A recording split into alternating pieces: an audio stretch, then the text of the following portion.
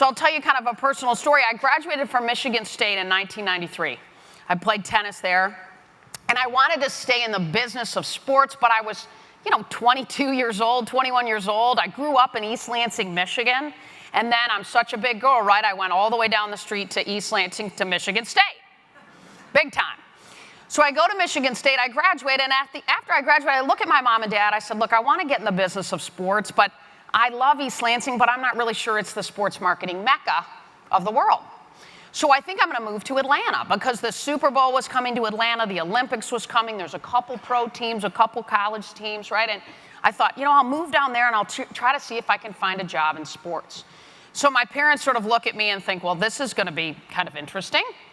How are you going to fund this little excursion to Atlanta to find your dream job? So I said, look, I'm going to teach tennis all summer here in town and save as much as I can, and then I'm going to move down there. A girlfriend of mine from high school was living in a little one-bedroom apartment in Atlanta. And she said, look, Molly, you can live with me for a little bit, but, it's a small apartment, and so you can live with me until you kind of figure it out. So I teach tennis all summer, and I save by the end about $2,000. So at the end of the summer, I'm in my little Honda Accord. I'm at my parents' house. I borrow this just absolutely bootleg polyester blue suit from my mother in case, maybe I got a meeting. I had to act like a grown-up. So I have this suit. I've got my mountain bike and some other stuff, and I literally have $2,100 bills in my back pocket. So I'm backing out of the driveway, and I look up at the top of the driveway, and my mom and dad are standing there. We're really, really close, and I see my mom kind of tear up. And I see my dad sort of look over at her, and he kind of nudges her. And he says, and I can read his lips, he says, really? She's going to be back in 2 weeks. I mean, this is no big deal, right? So I back out of the driveway. I get down to my friend's apartment, and my college tennis coach was awesome. She gave me the names of 3 people in Atlanta who taught tennis for a living. And she said, look, I know you don't want to be a tennis pro forever, but these people are in Atlanta. They're tennis pros. Maybe they know people in sports. Why don't you call them up?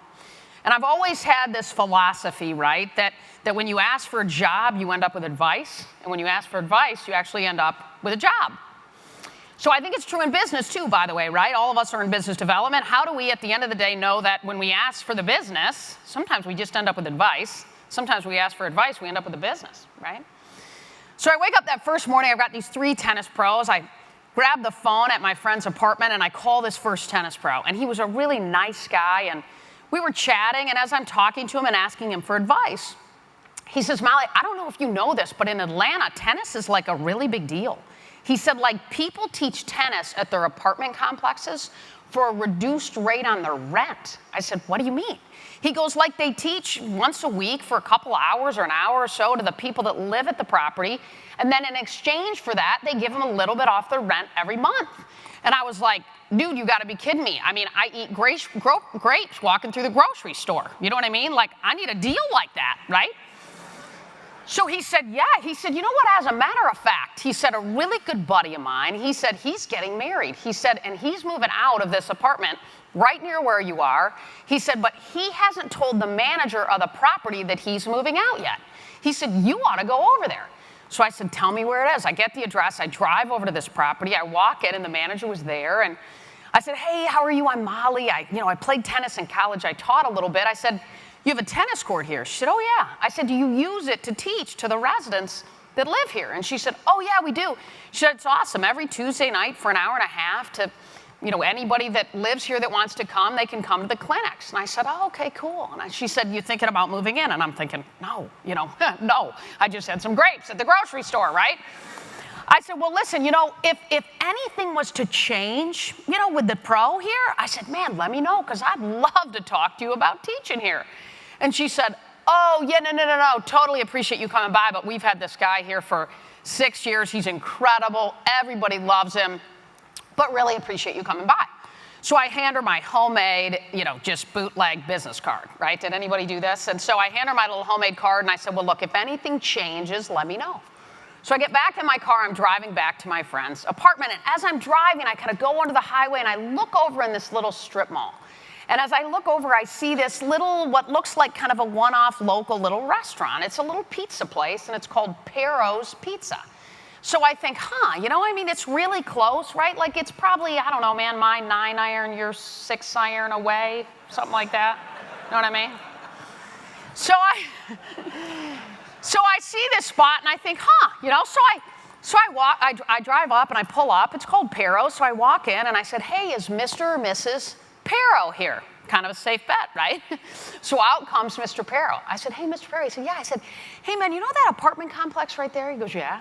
I said, they have like 1,100 units over there, a ton of young people. I said, do you sell a lot of pizza over there? I mean, it just kind of feels like it's right there, right? Like 1,100 units, lots of young people. It feels like they would just love a $15, $20 dinner.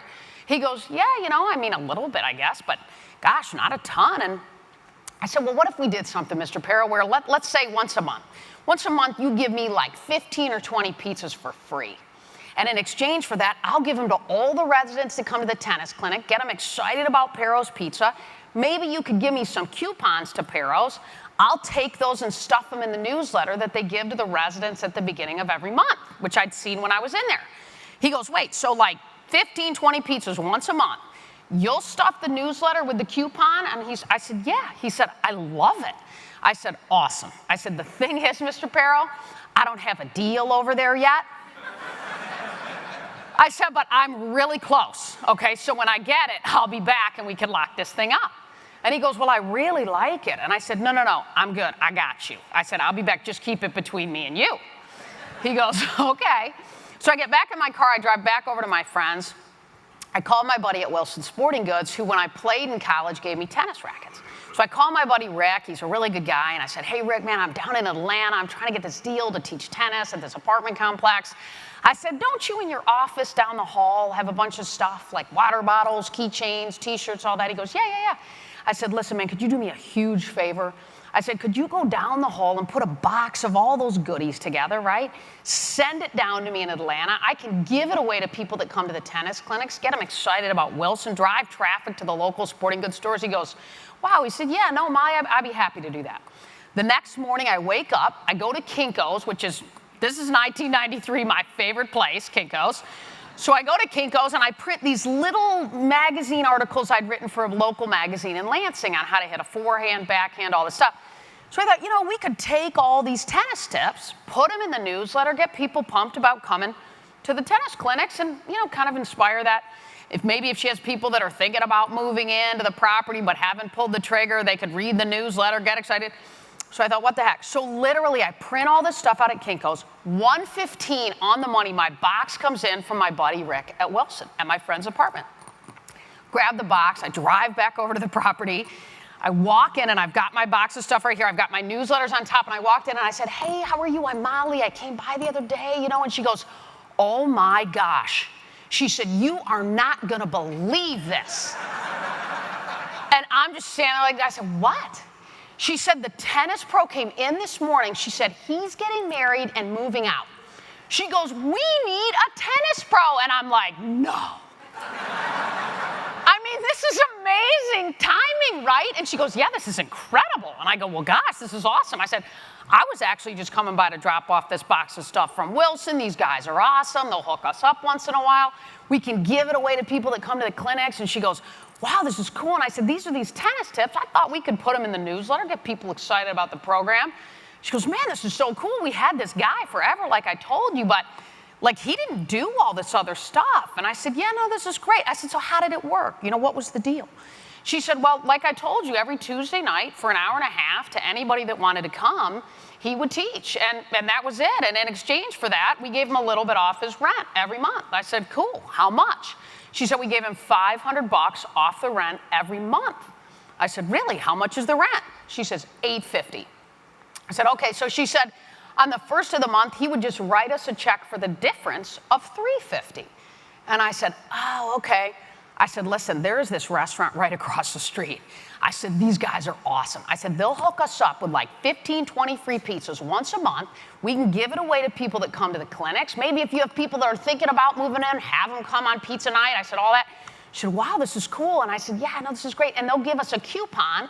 I'll take the coupon. I'll stuff it in the newsletter that you give to the residents at the beginning of the month. She goes, wow, she said, this is great. Like this guy we had, he didn't do. And I go, yeah, no, this is great. I said, you know this whole like 500, 850, 350 thing? I said, why don't we just waive it, you know? I mean, it's just cleaner. You know what I'm saying? We like clean deals, right? I said, it's just easier. She goes, what? I said, yeah, let's just waive it. I'll move in. We can keep the momentum going, you know? She goes, well, I got to go back and call my boss, you know, and see if we can do that. And I said, yeah, no, I'm good. I have no job, you know. I'll wait. She walks back. She comes out like 5 minutes later. She goes, you're not going to believe this. She said, I told this guy, you know, I told my boss about this, you know, these tennis tips, this newsletter stuff, this pizza thing, these Wilson gear. She said, you're good to go. She said, in fact, I'd love you to move in as soon as possible. I lived in this little one-bedroom apartment, taught tennis every Tuesday night for an hour and a half for free for 9 years. It was sick. It was sick.